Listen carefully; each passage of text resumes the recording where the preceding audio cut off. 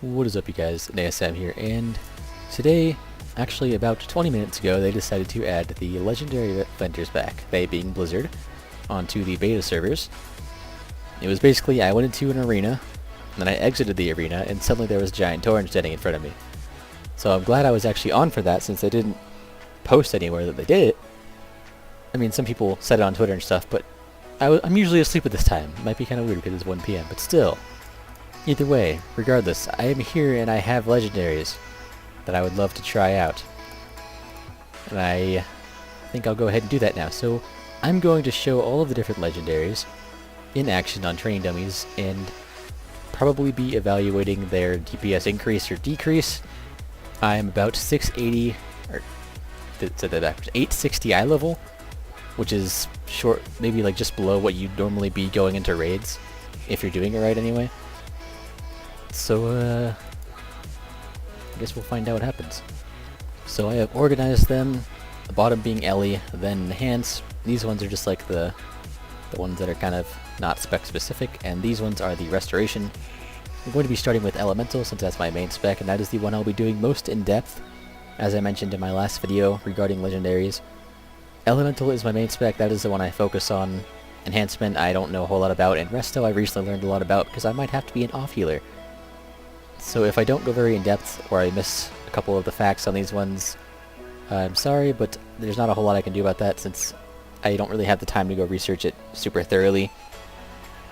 So yeah, that being said, we're going to start with the elemental ones right now. So I'm going to re-record this one because I was being silly and didn't realize that my first testing had elemental whatever buff, the one that gives you 10% more damage, and the other one didn't, so we're going to go ahead and try this again. The first one I'm testing is the Alakir's Alakir's wrist things, and the effect is Chain Lightning deals 5% increased damage to each subsequent target. Basically what that means is like this one, first target does nothing, then 5% more, then 10% more, then 15% more, then 20% more for the fifth target. So we're trying to get a cast with the Elemental Focus buff with no crits so we can be more consistent. So far we are failing miserably. We're always getting a crit. This can't quite not crit. This can't quite not crit. 268,000, about 269,000. That is without the bracers. As soon as it allows me to, we're going to go ahead and change it back. Going to make sure Elemental Focus buff is up. And then we're going to cast this again. 290,000. That is a 30,000 damage increase for each cast, and that is not including the fifth target, which would be a 20% more damage for that hit. So that is pretty big, and that is like not taking into account everything else gets a huge damage buff too, just from being 895 eye level. Like a Lava Burst does like 16k more-ish. I don't remember exactly what it did before, but so that one's about what I expected it to be. It's a pretty good increase. Overall, would it be about 20,000 DPS increase if you're casting Chain Lightning over and over again? Which, for a Legendary, doesn't seem like it's that good, but these aren't super legendary legendaries, they're mostly just kind of random effects. So yeah, that one was pretty good though, that was pretty good. So the next one I'm going to test is going to be the Belt.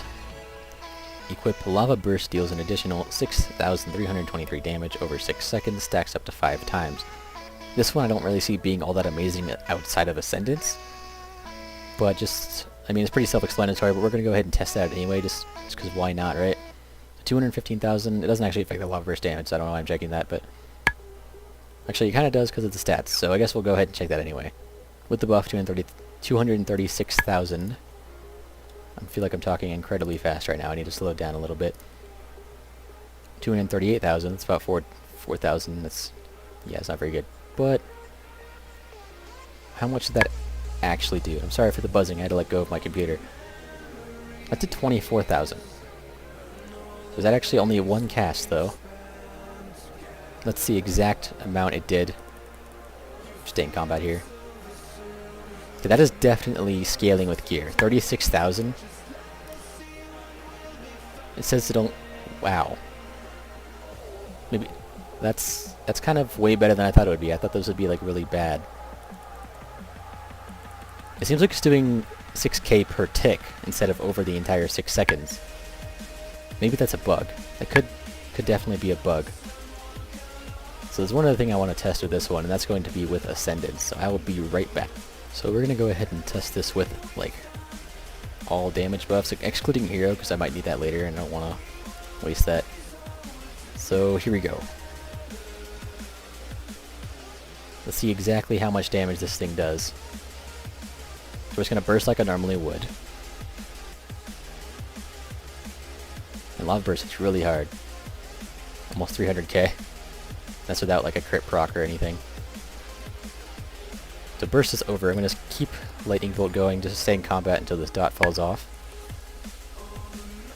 Alright. That did 6% increased burst, so 6% more damage on Lava Burst, basically. So 6% more damage for the entire burst, including the Earth Shock and stuff. That's actually really, really good for single target. That was, I expected that one to be very underwhelming, so I'm actually very pleased to see how good this one actually is, because that 6,000 damage sound is just awful, but apparently it scales with gear or something. So yeah, that's pretty cool. I'm glad we could figure that out. So the next Ellie one is the feat. Earthshock has a 30% chance to refund all of the Maelstrom spent. It's basically like the HFC 2 set, but it's not as it's actually not as good. But I mean, may as well try it. I mean, it's pretty self-explanatory what it does, but I said that about the other ones too, so I just want to get it to work. I got it! Oh, then it happens like twice in a row. So I casted, it was my 10th Earthshock, it finally worked, then it happened twice in a row. So that is why I don't like this type of legendary where it's just entirely RNG like this. It might happen, it might be really cool, but like it might not happen. Because imagine that procs like 4 times in a row in your opener, and it crits for 805,000. That could be the difference between a lot of damage and very little damage. But at the same time, it does not proc at all like the entire fight. So, that one's exactly what I thought it would be. That was my Skype, so don't check your Skype. So here is the other super RNG one. This one's a little less RNG though, it's 50%. So Earthshock has a 50% chance, based on Maelstrom spent, to cause your next Earthquake Totem to be free and deal 10% increased damage. So what this basically means is that if you spend 100 Maelstrom on Earthshock, it has a 50% chance, and you spend like 50 Maelstrom, it has a 25% chance, just in case anyone didn't understand that. And it causes Earthquake Totem to be free and deal 100% more damage, obviously. So first off, I want to see how much damage Earthquake itself does with one cast on all 4 of these targets. Little lag here. So we're just going to remain in combat by casting Chain Lightning. Close the bags. Earthquake actually does a decent amount of damage now. It did 869,000 basically. So now we're going to try and get this to proc. Now last time we said this, it took us a very long amount of time. Does any of these affect Earthquake? No, okay. I should probably know that. So we already know it's 869,000. So this one, I mean, it should just deal exactly double, right? And I actually got it to proc on the first time. So that is what, 1.5 million? Yeah, it's double. As you would expect, considering it says double, but I like to test these things out after the belt said, well, it's exactly 50% so far. After the belt said 6,000 damage, and it turned out to be 36,000 damage. So yeah, that one's neat as long as it actually procs right. But I could see that, wow, I'm getting lucky. I could see that being really, really, like, painful if you use it on a fight where it's predictable AoE or something and you save up 100 Maelstrom and you're thinking, this could be fantastic, and I'm just going to Earthshock the boss real quick. And then you just don't get it to proc, like right there, and just kind of sit there crying. But yeah, that one, I could see some use for that, but I honestly think the other ones are going to be beating that one, other than the fact that it is a shoulder piece and probably gives a lot more stats than any of the other ones are going to give. So we'll see how it plays out once people do all the sims and stuff. But yeah, that's how this one works and what it looks like and all. So the very last elemental specific one, and possibly the last one for this video, depending on how long it turned out, is the ring. It says, damaging enemies with your fire, frost, or nature abilities increases all damage you deal by 2% for 8 seconds. Each element adds a separate application. So this one's interesting, because it could just be like a flat 4% damage increase. Okay, I probably shouldn't replace that ring. That one's the OP ring that I got insanely lucky with. But it kind of sucks for me because I have these super good rings. Wait, what? Did I just click the same one again? Okay, we got it right this time.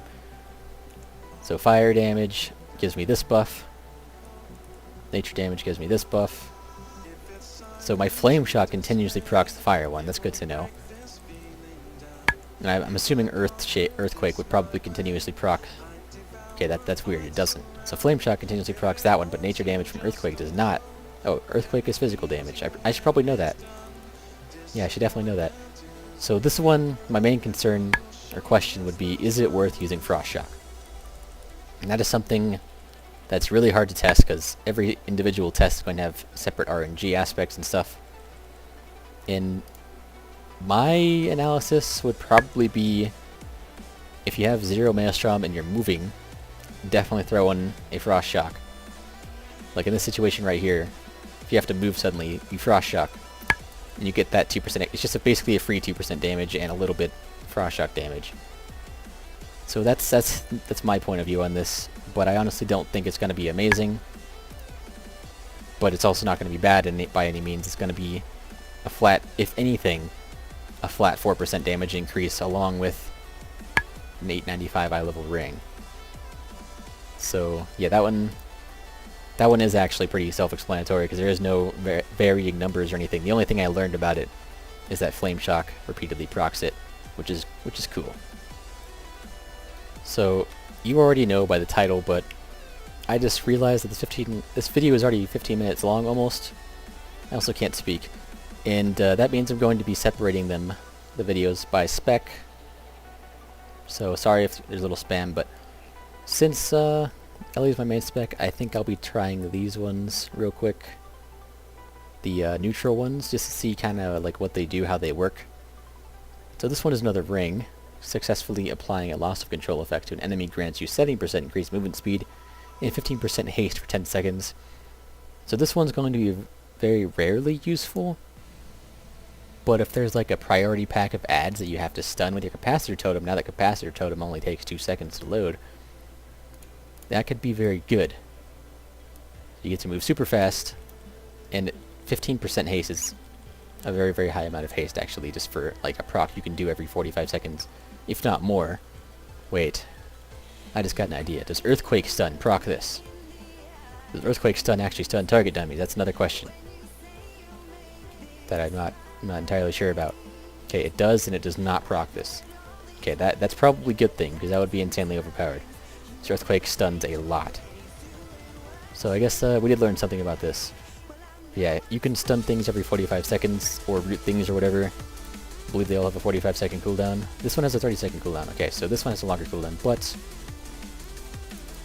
I'm not entirely sure if Earthquake or Earth Grab Totem is going to proc it. No, we'll find out right now. So we are learning here together whether Earth Grab Totem counts as a loss control effect. It does. And you can do that every 30 seconds. So you can potentially have 15% haste cooldown for 10 seconds every 30 seconds. That actually has potential to be very good on some fights. Earth Grab Totem continues to slow them continuously. So the second application of Earth Grab does not proc it. The very first one, which is only a 30-second cooldown, does. So if there's, like, take for example like a fight like Socrathar where there's always something you can root, like just the caster edge or the ghosts, this ring could be very, very good. Even like without the haste, movement speed could be really good. So that one turned out to be very good, even though I didn't expect it to be. I didn't think root counted as a loss of control effect. I thought it meant just like stuns or hexes. So that's actually really good. I feel like I've said really good like 8 times in the past 5 minutes. So we're going to go ahead and move on now that we know what that one does. So next is the pants. Standing still causes you to send deep roots into the ground, healing you for 4% of your maximum health every 3 seconds. So this one I feel like the main benefit is that it's pants, and that is a lot of stats. It's about 500 stats. I would just use shift, but I'm currently holding my hand on my computer. I'll explain that later. Yeah, that's 482 just intellect alone. Almost 1,000 haste, like that is a lot of stats. So, healing me for 4% of my maximum health. Oh no, server's restarting. Better hurry.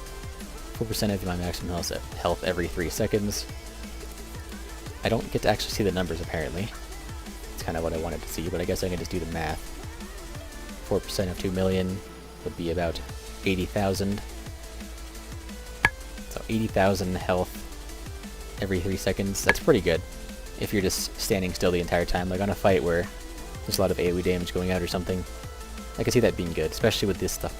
Plain stats this thing has. Unfortunately, it does have mastery though, which is just awful. So yeah, that one's pretty easy to figure out. It wasn't really that complicated.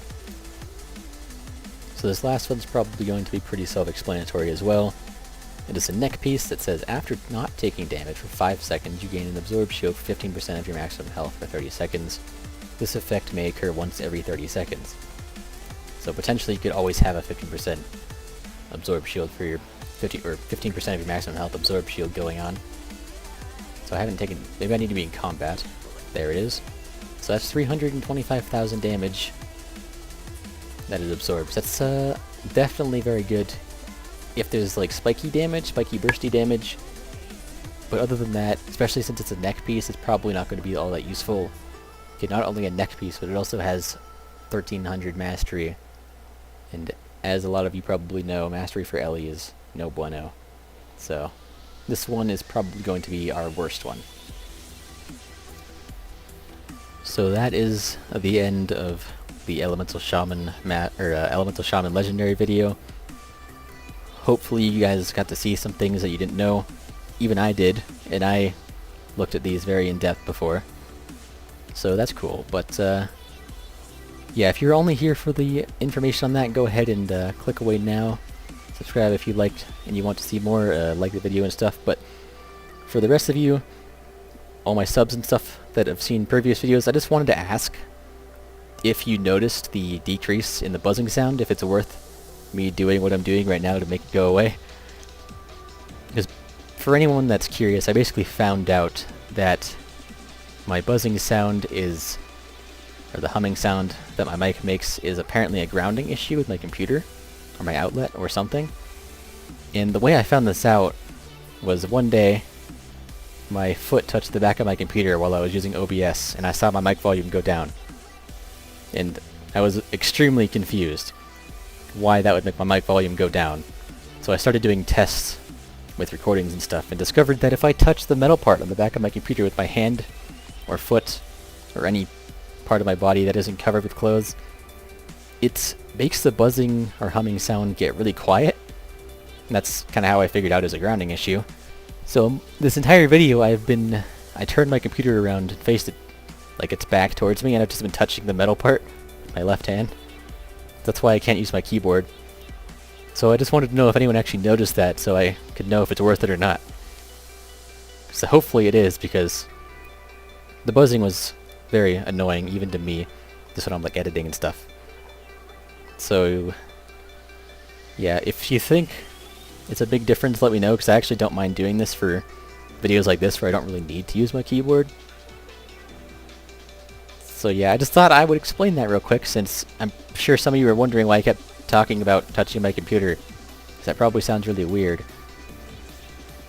But yeah, that's the end of today's video for all those that stayed through that last rant part thing. I'm assuming most people that stayed that long are probably already subscribed, but if you're not, feel free to subscribe if you like the video. Leave it a like if you liked it, and comment what you want to see. And the enhancement and restoration should already be up or be coming out very soon, so check my channel for that. And thanks for watching. I'll see you guys next time.